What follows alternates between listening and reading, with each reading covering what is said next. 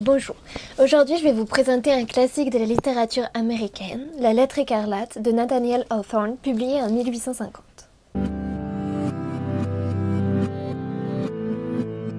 C'est un roman d'une force incroyable, qui nous transporte aux côtés d'une femme éprise d'indépendance et de liberté dans la société puritaine des colonies américaines du XVIIe siècle.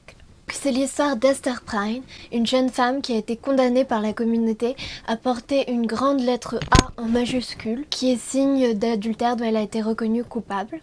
On va voir qu'au cours du roman, cette symbolique changera. Esther vit à l'écart de la communauté, contrebalançant son péché par ses autres qualités, jusqu'au moment où son mari vient la rejoindre, comme c'était prévu au départ.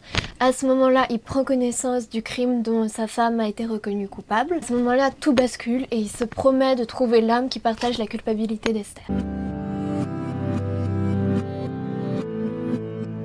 Donc pourquoi cette œuvre? Tout d'abord pour le style de Nathaniel Hawthorne, que je qualifierais de pur, percutant et esthétique. On prend beaucoup de plaisir à lire ce roman. Ensuite parce que ça fait partie de la culture littéraire américaine, donc si vous êtes passionné comme moi de la littérature et pas seulement celle française, c'est à lire d'urgence.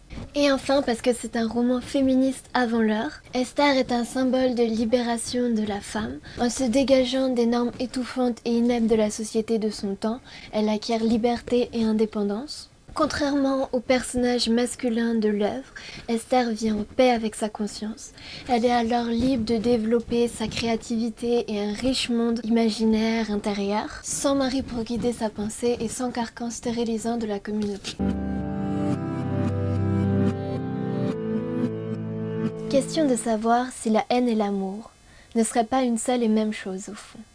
Chacun des deux sentiments, parvenu à son point extrême, suppose un degré très élevé d'intimité entre deux êtres, la connaissance profonde d'un autre cœur. Chacun fait dépendre d'une autre personne, la nourriture affective et spirituelle d'un individu.